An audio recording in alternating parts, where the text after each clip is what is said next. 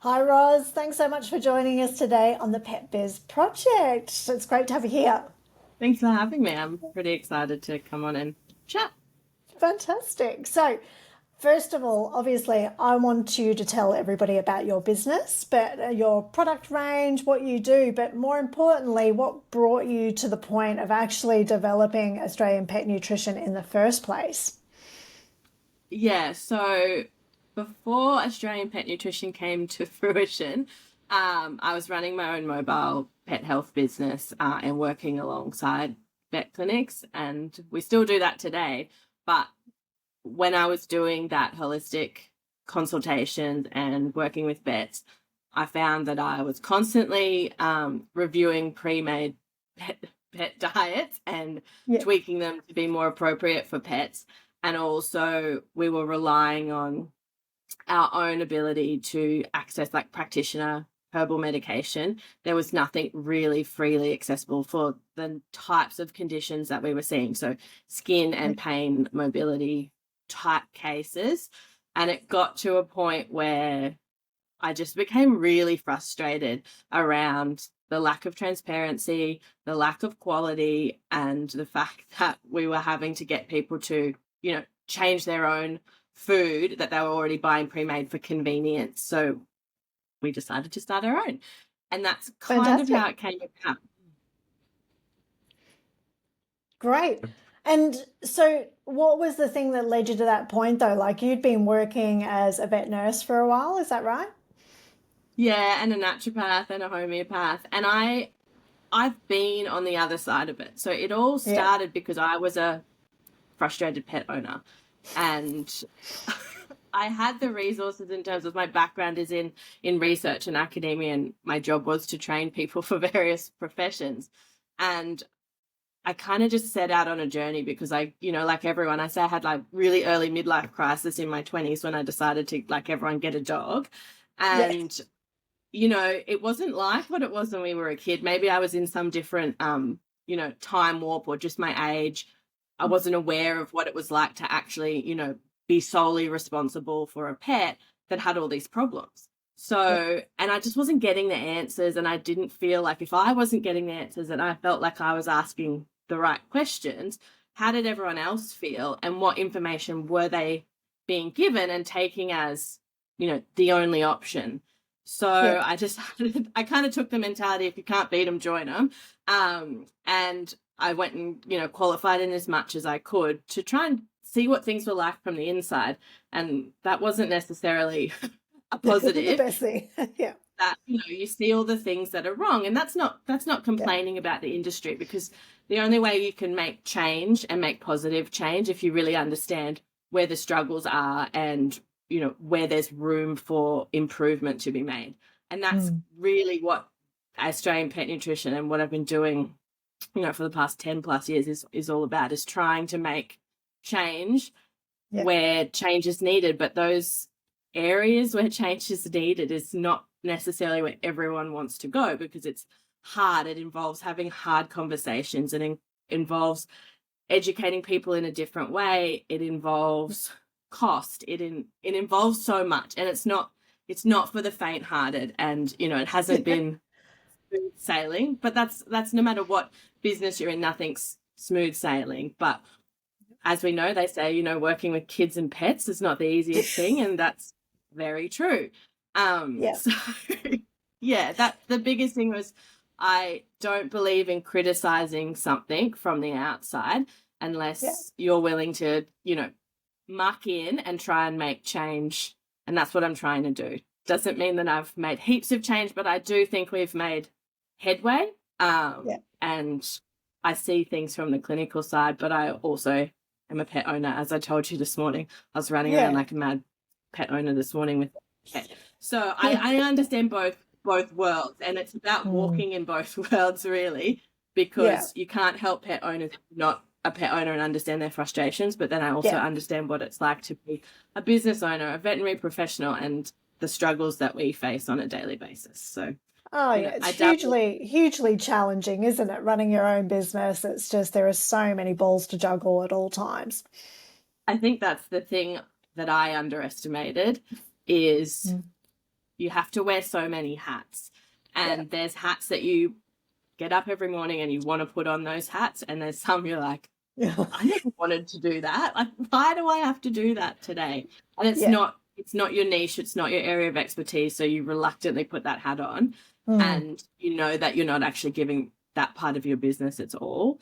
And then the hats that you do want to wear, you're not giving them their all because you've just got too many things going on. Yeah. And the thing I love about your business is you're not just about selling products. You're not just about getting out there and like, okay, buy this, buy this, buy this all the time. You have the whole services side to supporting pet parents and educating professionals as well, don't you? 100%. And I think when people ring us up and ask for support and what products they should buy, and sometimes I'm like, nothing. You don't need to buy anything, because it's not always about, swapping a pharmaceutical for something natural. If your dog or cat doesn't need it at that point in time, then there's no need for it. But I do feel like we've created this reality that's no different to the pharmaceutical industry, that if your pet has a symptom, then we need to give them a herb as a preventative. But if they don't have a heart problem, why are we giving them, things specific for that, as an example? So a lot of the time people call us and we push them more down, the service side rather than trying to sell them. That's to me a real point of difference for us, in that, sometimes we turn down sales, but if you don't need it, I don't believe that that's, the right ethical thing to do. And if there's a better option for your pet, that's what we're about creating, is finding that better option or connecting you with someone in your area that is going to give you the outcome that's actually needed. Well, that's the thing. I mean, it's that abundance mindset, isn't it? It's like you don't need the sale necessarily from that customer. You need to be providing them with solutions, and that might not be the product. But they'll then go and tell, 20 people about the amazing support that you gave them. And that's where the sales may come from. So, it's just that ripple effect. And you focus on the diet as well, don't you? Not just on, providing food for dogs as well as the nutraceuticals, don't you? Yeah, we do. I always say everything starts with nutrition, which is why we didn't just start like a nutraceutical arm to the business. I was adamant that we had to have both. And obviously our food isn't available Australia-wide at this point in time, but we cover the Northern Territory, and I think that's a fantastic start. So we always start with that.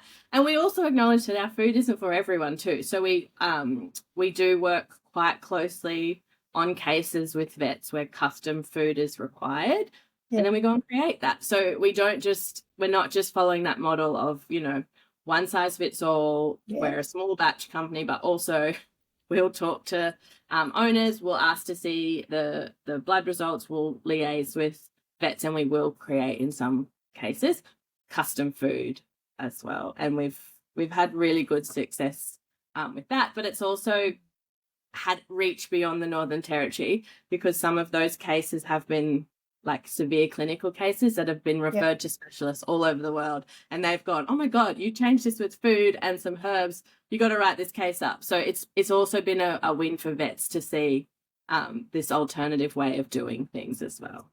Right, fantastic. Yeah, I think it's like we've all come to understand that we're all unique, and that one size doesn't fit everybody, or one solution doesn't fit everybody in terms of us humans. But I think we're all starting to understand that with our dogs as well. Some are further ahead on the journey than others, but it's, I think, just understanding that our dogs are unique as well and have different needs. So and we were talking, you mentioned like mindset before. It's also like there's a lot of mindset change that needs to happen in the industry. And that actually comes from a welfare perspective. There's still states, we're one, that doesn't recognize animals as sentient beings, that meaning they're, thinking, feeling beings. So if we don't see that from a legislative standpoint, how can we educate people around how animals are and how unique they are, and their unique needs means they have different needs to other animals, or to the next door neighbor's dog or cat or whatever it is. So there's a lot to it. And as you know, I'm very passionate about the welfare side of things, because that feeds into everything. It's not that just we're working with animals and we respect animals, but we're part of a supply chain that is dealing with animals that have to be slaughtered. That's just the Yeah. reality of it. So making sure that we source ethically, to then feed ethically and responsibly, is important to us. So I am also big about educating people on the supply chain, because as an end consumer, that's most of the time what people are concerned about. They just want a product, and that's totally fine. But sometimes understanding a few other parts of the supply chain also helps not only understand what it is that we're trying to do, but if you go and make choices down the track, you've got an understanding of what your choices do and things like that.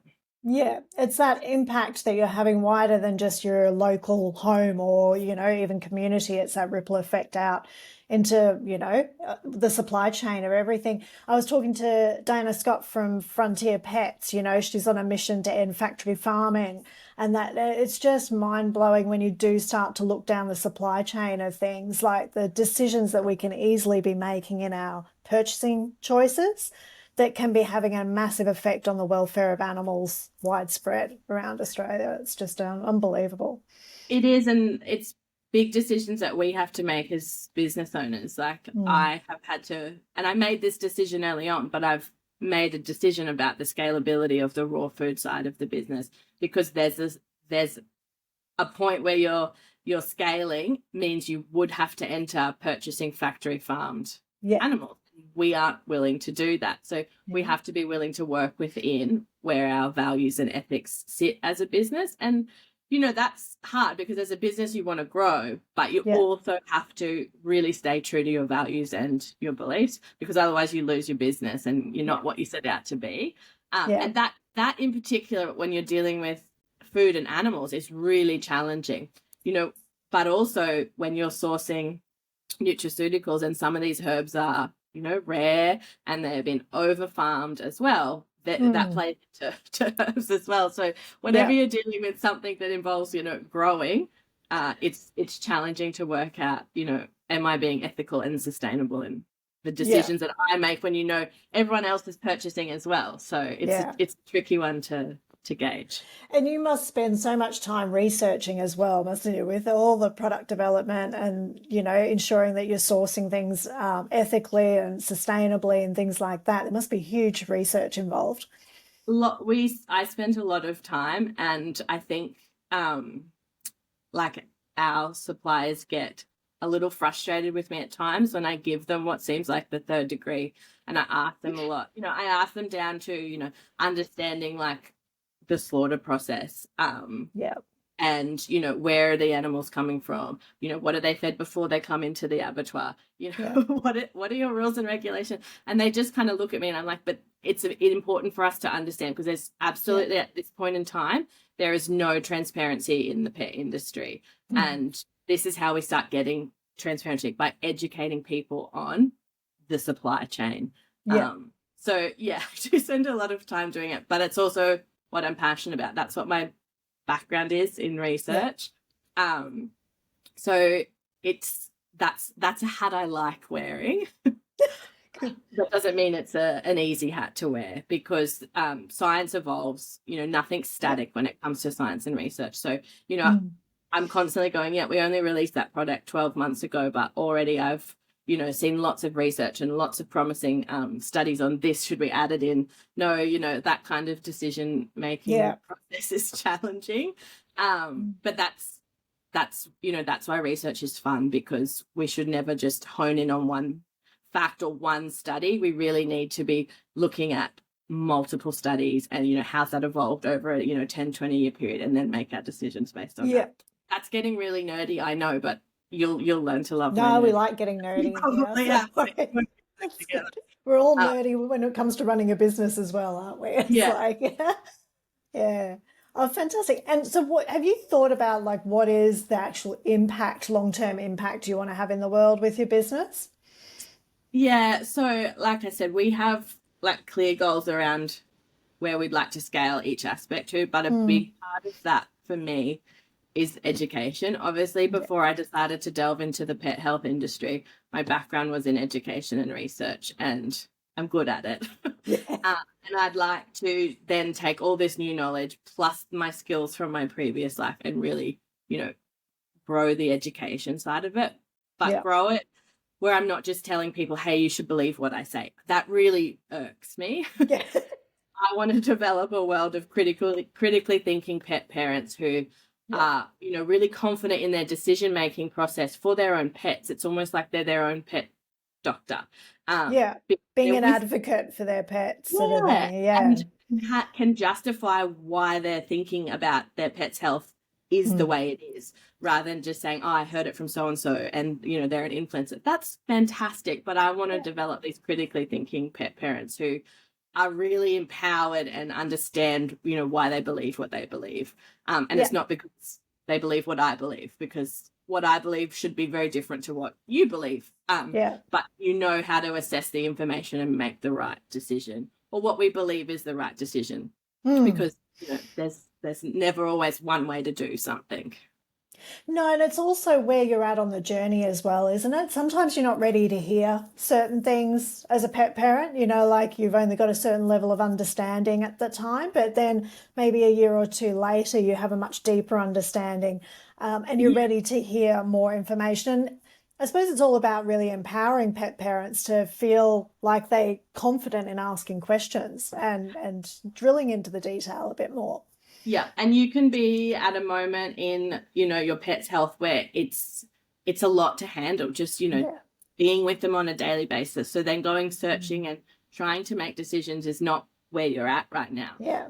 But you've got that sort of breathing space, like you said, a little bit of time down the track. And, I always say, 4, 5, 6 dogs down the track, they'll be perfect. But everyone's a learning. We learn something different from every animal that we come across. Every case that I see, it's it's never again, this is never static. It's always changing. We can't make the right decision ever. It's always got to be a learning experience. And did you always set out to have sort of products and solutions for cats and dogs, or did it start with sort of just one first and then expand into the other? No, we launched with both from the beginning, and that was always my goal, because I really think cats are left out. I always say that. Everyone's like, no, I'm like, when is someone going to ring me about their cat, And we celebrate in the office. So my admin officer, Alison, she's a crazy cat lady, and we celebrate when people ring us about their cat, because it's like, I know there's so many cats out there, but all we hear about is dogs. And I do think, I really feel for cats. There's most of these cats are inside. They don't get out in nature. They're fed a highly processed diet. Every cat's got, chronic kidney disease or hypothyroidism. So, we set out from the beginning to tackle dogs and cats. And I absolutely celebrate when someone contacts me about a cat. Because it's rare. It's like they don't exist in Australia, but we know they do. So where are it is growing substantially. I mean, I know for us supporting sort of pet brands with their marketing, we saw like a huge boom with dog ownership over COVID. Like, it was just mind blowing how many people were getting multiple dogs in their household. But then since COVID and people have sort of gone back to work and felt pressure to go back to the office, we've seen that sort of boom with cat ownership as well. It's just been huge, which is great, like you say, because I think there's more focus on providing solutions now. We're seeing it coming through more. People are starting to focus more on enrichment for cats as well as dogs, and having that same emotional bond with their cats as they do with their dogs. Whereas in the past, it was a bit more like the cat's just left to look after itself a little bit, sort of thing, self-sufficient almost. Very much. And I think too, like, dogs are more in your face, for lack of a better description, but more care. Very interesting behavior that I don't think people understand, and that's a big part too. Like, behavior is part of health. So we're very passionate about supporting both from the beginning. Fantastic. I mean, people tell me about their chooks and their cattle, but we're sticking to cats and dogs, guys. Oh, you've got to be able to multitask these days, don't you? And so being a business owner, I suppose, look, a lot of people listening to this podcast are small to medium business owners. So from your perspective, I know you cannot be a business owner and not have challenges along the journey. That's what pushes us to grow and to step out of our comfort zone. But have there been any key points for you around, like memorable points for you in the journey with developing your business, or challenging points that you've overcome? Yeah, I think so. And I think it comes down to, I was listening to someone recently, I can't remember who they were, but they were talking about really like understanding kind of like your human blueprint, which is kind of like your personality, Yeah. but understanding how you function as a business owner. I'm not a business owner that will make a decision like that. I'm a bit more philosophical. I like to have all the options in front of me. Yeah. So sometimes it's really struggling when I struggle when I have to make an immediate decision, because that's the researcher in me. I want to have all my options and the the Yeah. studies, and then I'm going to make a really logical, calculated decision. Mm. That has been because we sat on this business for 4 years before we launched. So I had all the clinical stuff going and I had all the recipes written, and then I'd keep going back and going, oh, is that palatable for a dog? Is that palatable for a cat? Is anyone going to buy this? But, you've made this for 5-10 years already and it works, but, you've got to launch it to the public. And we sat on it for 4 years. And then my husband just said to me, like, for God's sake, Ros, you just need to Just got to do this. uh, and I did. Like, it was one of those things where then I just had to do it. Like, you can't be one of those long decision makers in that point. But that was hard because then it's all risk. Yeah. Once you've paid the outlay and things start arriving and you've got to start manufacturing, you're like, the risk is now gone from here to here. And that was hard. But then you have to back yourself. And that was the thing. It's like, well, it's here. I'm not selling this. We're gonna back it. And it was in that point in the manufacturing process. And my husband said to me, he's like, I'm here for the moral support, but like, what is this? He's been part of our raw food and our health journey, and he's a big part of our animals' lives. He's like, what is all this for? How do I know what would I buy and things like that? And that's when I said, you're onto something here. And that's when I really decided to educate like our wholesalers and things like that. Like, so decision making sort of popped up as we started manufacturing and going, yeah, you're right. Like, how do we actually help people make the right decisions when they can't always talk to me or they can't always talk to their vet, but we're wanting to sell it in certain shops. How do I know that they're going to talk about the product right, or they're not going to upsell just for the sake of wanting to get it off their shelf? So it was those kind of things that you go, I'd never even thought of that, but once you're in it, decisions have to be made. And that was a big one for us. We also really decided that education across every aspect had to permeate. Yeah, fantastic. And your actual brand of your business, the look and feel, the brand identity was actually quite different to what it is now, wasn't it? Yeah, it was. And you could see like that I'd sat on it for 4 years before we launched, because it was like when we launched with that old branding, it was like that was where we were 4 years ago, not where we are now as a launched business. And I knew, like, I think it was probably within a few months of launching that I reached out to you, and I was like, it's just not it. Like, in my head, this is what I think we are and what we do and what we look like, but that is not what we're showcasing. And it's just, it's hard, it's hard to even log onto the website when I'm not passionate about the look of it. I don't feel like we're communicating. You don't feel aligned with, what it's representing. I underestimated how important that was. Yeah. And then I was like, well, I can't wear that hat. I cannot go and redo this while we're, focusing on education and development and research and things like that. I have no idea about branding and marketing. I know what I want, but how do we do that? How do we, reconceptualize that and take what's in my head and communicate that to the world? That's hard. That's why we called you. I know, and that brand that we then created with the tone of voice and the look and the feel that you have now, which is so bright and powerful and ultimately is that disruptor feel. Did you expect it to turn out that way when we initially started? Yes and no. Like, we had lots of conversations between like you and Erin around what it meant to be a disruptor. So I'll just caveat that I am not an extrovert. I am an absolute introvert.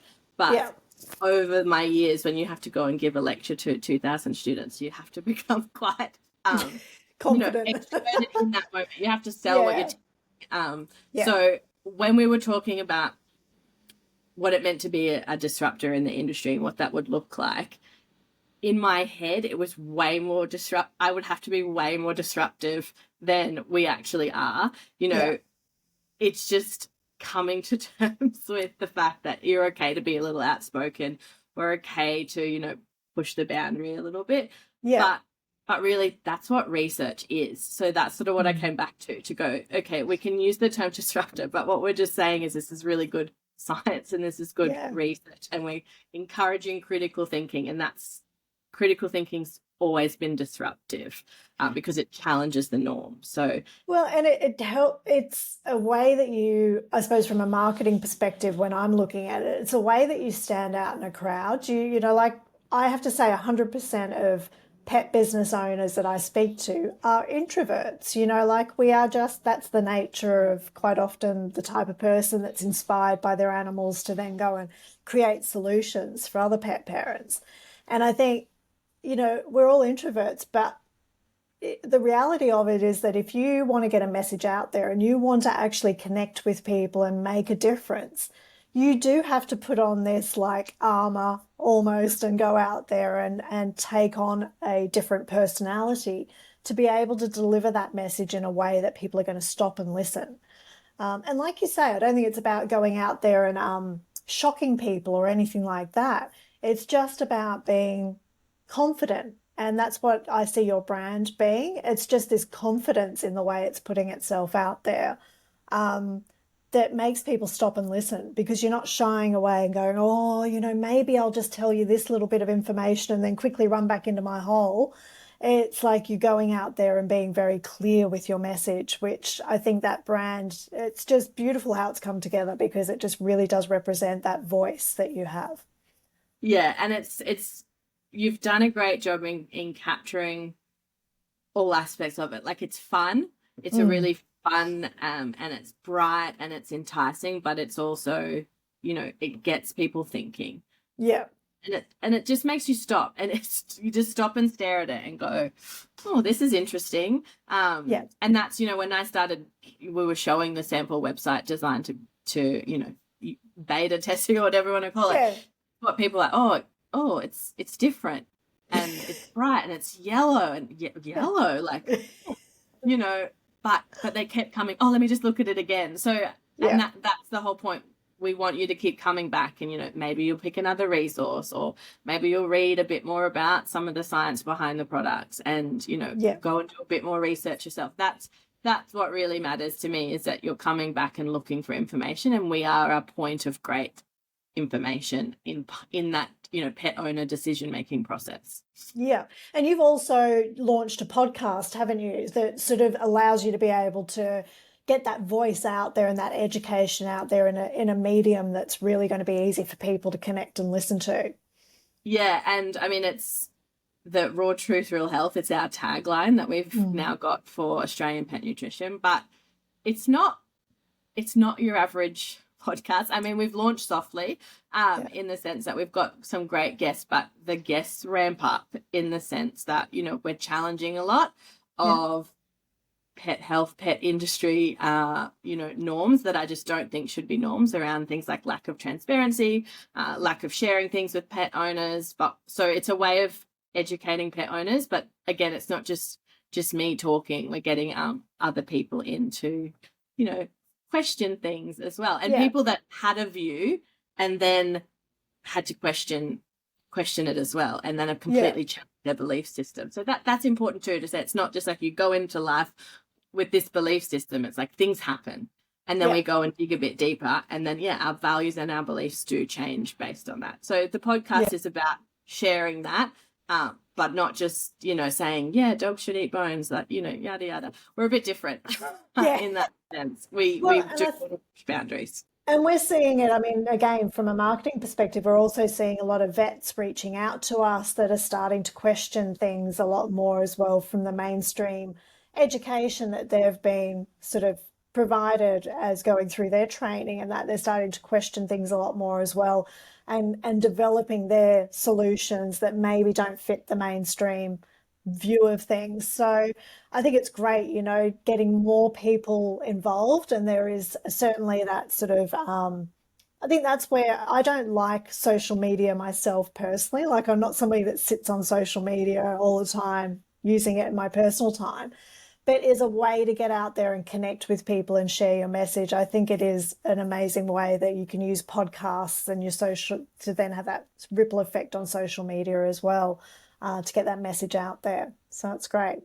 Yeah, we've seen that we've already started connecting with a different audience, which is what's Mm. important, is we want to try and connect with lots of different audiences to share our knowledge and to share our message. And yeah, we've Yeah. seen that that's been, a good way to do that with the podcast. And just, some of the guests are interesting. So of course, I Mm. know when I pick a podcast, I pick it based on, is it an interesting topic, and do I like who's on? Yeah. So, Who are the you know, guests? there's that too. But yeah, it's definitely given us a different audience to target. Fantastic. And now, in terms of wholesalers with your business, I know you have like, I see so many pet brands that just think that wholesaling is just sticking a link on the bottom of your footer of your website saying that you can wholesale my products, you can, have them in your retail outlets. But you take it to such another level, don't you, with education and support? Can you tell us about that? I do. So there's a few uh, levels to it. So we don't just wholesale to anybody.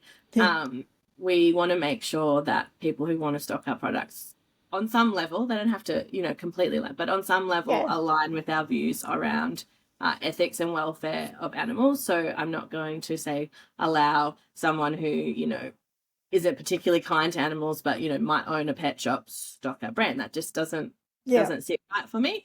So yeah, I do like to talk to potential wholesalers, understand what their business is about and how our products are going to benefit their business. But then the other aspect that we do is they all get trained in our products.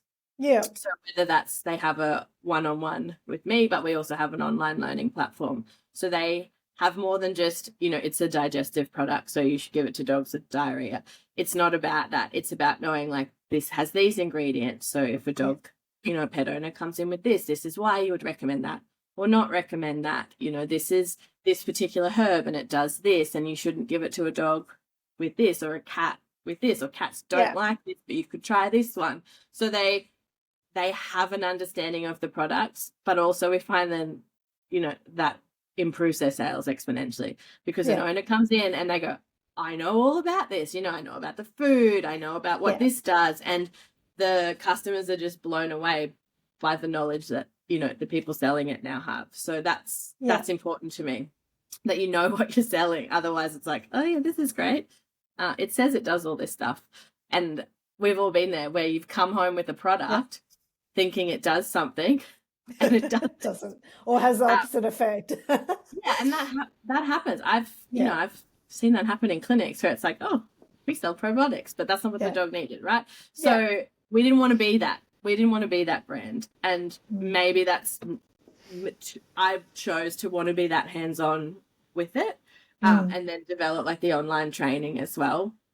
But Yeah. it's important that a business selling your products, there has to be some sort of relationship there. In the age of where everything's done, and that's been an eye-opener for everything's done via email, Yeah. there's not a lot of that just getting on the phone and chatting. We've tried to bring that back a little bit. Yeah. And we've had really good success with that. We don't have, a huge wholesaler range, but the relationships that Mm. we've built have been fantastic, in the sense that wholesalers will ring me and say, we're going to refer them, not for your products, but refer them for a consultation, because we Yeah. actually don't think any of your products fit. And I'm like, thank you for not selling our products that don't fit, and referring them for tailored support. Yeah. Or I'm coming to Melbourne, I'm going to visit some of our wholesalers down there. Mm. They've advertised a workshop, and we're doing a workshop for all their clients. So it's about, it's so much more than just stocking our Yeah. products. It's this network of education now that we're trying to create. And that those retail store staff can then sort of, if they have questions that they don't know how to answer, they can come back to you for further support and training to sort of understand. Is that right? 100%. So Yeah. what often happens is like the store owner or the store manager just compiles like a list of questions, and Mm. then I'll often just, you know, record a video and answer those questions, and then that Yeah. becomes part of the resources for every wholesaler, because usually if one person's got those questions, everyone does. So Yeah. it's on that platform and they can access that. Yeah. And now, well, now it's on our website, but we didn't have it before all the studies. So a lot of questions people want is it grounded in evidence? Which is a loaded question. But we do have the list of studies for each product that informed the creation of that product. Yeah. And we also, you know, we have also written a letter that people can give to their vets as well that says, you know, this is who we are, this is what we do, this is what has informed, you know, our company. We're very transparent. Come back to us with questions, but here's 62 studies you can, you know, cast your eye over. Here's the evidence. Yeah. So, you know, this is just a select references. But, you know, go for it. And so it's about kind of like bridging the gap, but also at the same time that's knowledge sharing as well. So it's really, I guess, comes back to as much as we can permeate through education. I do believe that the products will sell, but I don't want someone to buy a product just because they saw on Instagram that someone said it was good for, you know, 5 other dogs. That doesn't work for me. Yeah, no, that's good. Yeah, it's coming back to again that every dog's unique, just like we're all unique, and you can't just hear one thing and just run with it. You have to, you know, apply it to the actual situation, so rather than in general. So at Pet Biz Project, our sort of I suppose purpose here is also to be looking at how we're building meaningful relationships with pet parents. So rather than just looking at marketing or running a business, everything we do is about, well, how can we build greater relationships with pet parents to be able to support them in, because that has a ripple effect onto supporting their animals. What do you think is the most effective ways for APN that you sort of find that help you to build those meaningful relationships with pet parents? I know you talked about the education side of things, but are there like specific things like blogs or videos or, you know, educational talks that you do? What have you found been the greatest impact? I think email marketing has been, and that's something that you guys have absolutely like revolutionized for us in the sense that it's another way of sharing, or it's just a connection point with pet owners. It's not even sometimes about, there's just so many arms to email marketing that I've learned, you know, I've been trained. So there's that. I think it's about, you can't have one thing, and that's what I've learned. You know, you've got to have workshops, you might have to do a Facebook Live, you might have to do an email, you might have to do an online, you know, downloadable course or a downloadable guide, you know, or a story or a reel. Like, that's the thing. You can't just have one thing. You have to have, because everyone relates to information differently. You know, some people like it in a guide. Some people want a 2-minute video and they don't want to read that guide. So that's the biggest thing, is you can't just have your information in one way. It's about, you know, using the great resource and then turning it into like 15 different pieces of information. It's the same information, just presented 15 different ways. Yeah, it's that. I mean, we talk about it as an asset ecosystem. It's like when you've got all that operating and you're slicing and dicing your content in different ways and different mediums and publishing it on different platforms. It's just every year we see the amount of touch points that people need to have before they know, like, and trust you and your brand and your products is just massively increasing all the time. Just where there's so much noise on the internet these days, we need to see stuff like in huge repetition to be able, before we actually really start to lean in and build a relationship and loyalty with a brand. So I think, you know, like what you do is just amazing. The content generation that you produce, you're like a marketer's dream. It's like, we're just like, because quite often it's like hugely time intensive for us coming up with content ideas, but you just have such a database, such a, you know, resource pool that it's just quality content that's easy to put out there and really put that in front of the right people at the right time. And it's what people are looking for to receive. So it's great. But has been a struggle in the sense that we have so much. Trying to compile it all has been my challenge. So yeah, I am lucky because I'm the kind of person that, since since I started my pet journey as a pet owner before I went into the pet health industry, I write everything down and Yeah. write it in a way that was palatable, because that's what you do also when you're lecturing. Yeah. You got to teach people in a way that they'll remember it. Yeah. And that's not easy, but that's sort of how I've sort of write down things for myself, even in cases in clinic and stuff like that. Yeah. As I told you, I have a sick dog here this morning. I said to him, Yeah. this reminds me of a case in a clinic 4 years ago. I'm just going to put my notes up for that. He's like, okay, righto. And I'm like, no, but this is the point. Documentation is really important because one day you'll share that with someone and it will benefit them one day. Yeah. And it is. It's just what benefits you benefits others. And it's just, you can't. I see so many brands that say that they're struggling, but they're not putting anything out there over and above than just promoting their product, trying to go buy this, buy this, buy this.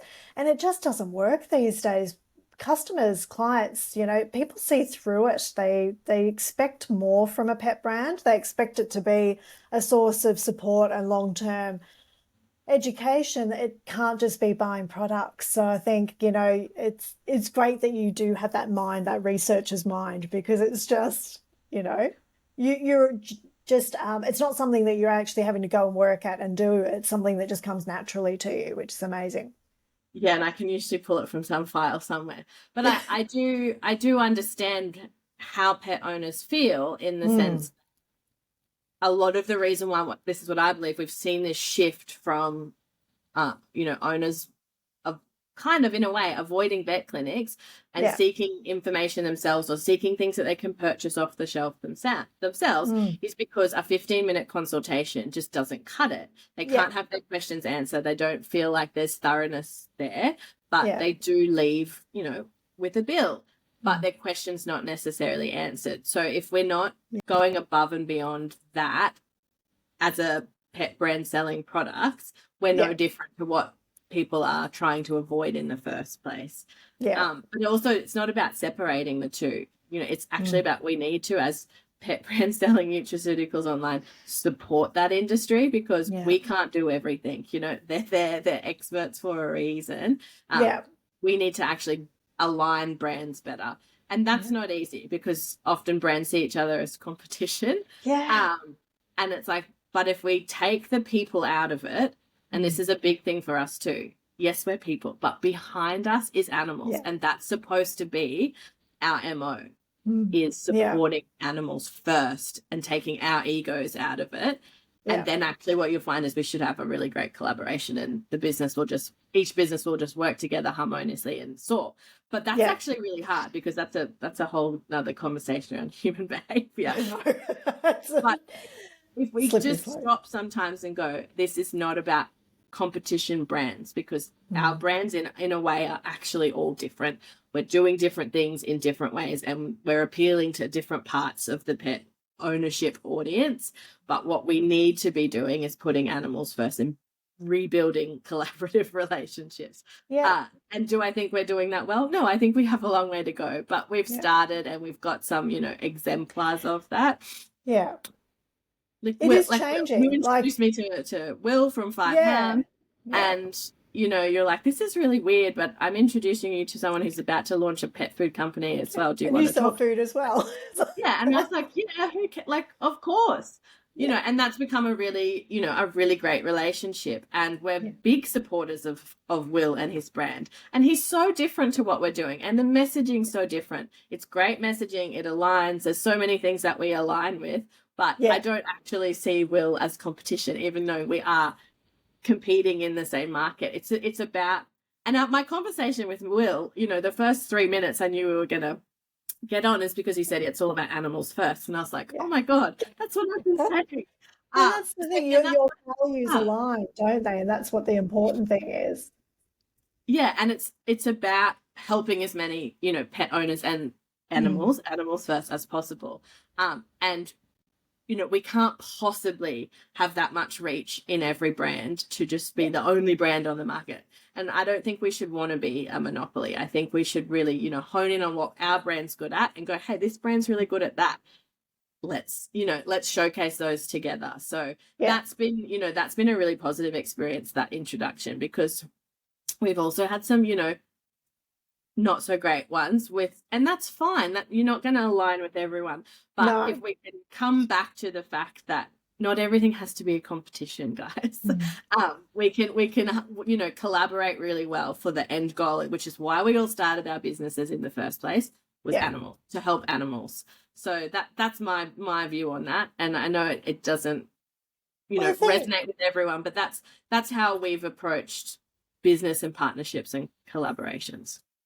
Well, I do think it is starting to change. Like I've certainly seen it more so in the last 12 to 18 months, more brands willing to collaborate and seeing it as partnership and positive rather than competition.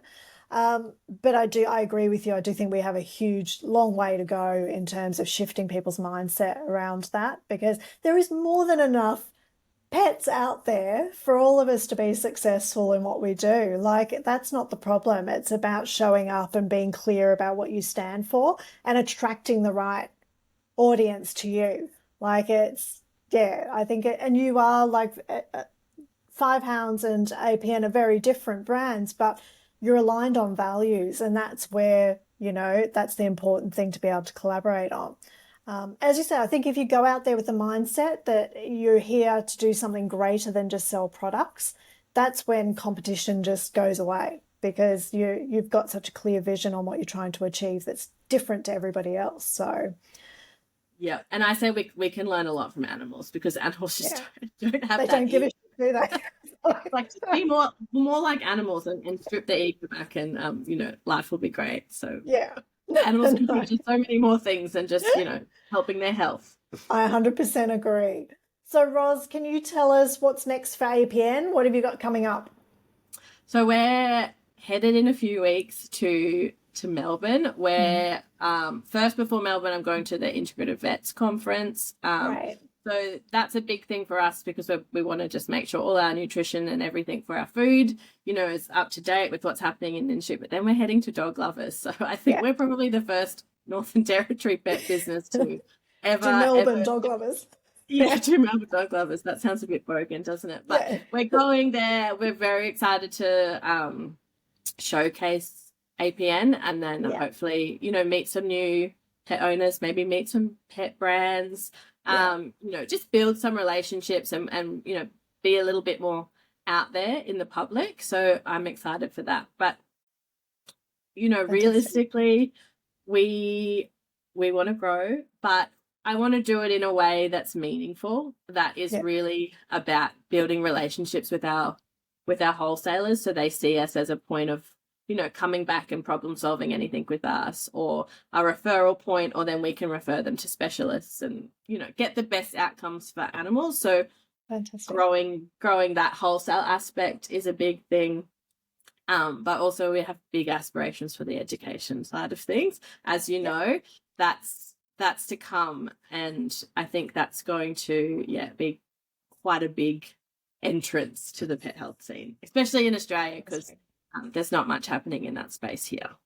That's great. So if anybody wants to get in touch with you, especially like wholesalers or people that have the same mindset around collaboration and partnerships, what's the best way for them to be able to reach you? The best way is email, because if you call me, my voicemail is always full. But email, everything stays there in my inbox until I address it. Yeah. So don't call me. I'll call you. But email me, reach out. But then I do want to chat. I'm a bit old school like that, but I like to find out about you and your brand, and why it might be a collaboration or a fit, and then we can go from there. Fantastic. We'll put all your details in the show notes anyway, so that everybody's got easy access to your email address and can get in contact with you. Roz, thank you so much for being on the Pet Biz Project today. I've absolutely loved chatting. I could sit here all day and chat, to be honest. Very easy. But thank you so much for, all the collaboration we've done together. It's been amazing working with you, and I can't wait to see where APN goes next, and to be on the journey with you is fantastic. So thank you so much for coming on and speaking to our audience today. No problem at all. I'm very grateful to have stumbled across you. It was the best stumble I've had. Oh, fantastic. Thank you so much. See you later.